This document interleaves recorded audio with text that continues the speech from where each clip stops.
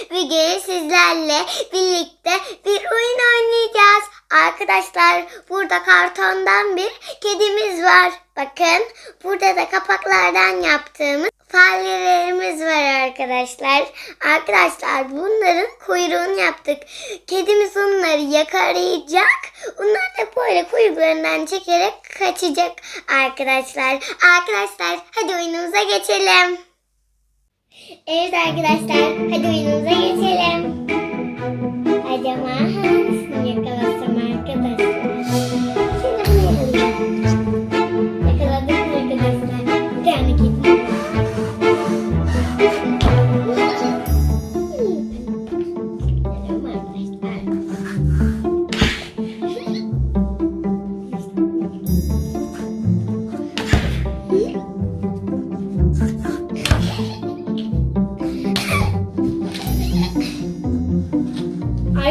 Arkadaşlar bir kere daha yakalıyorum. İşte buldum arkadaşlar.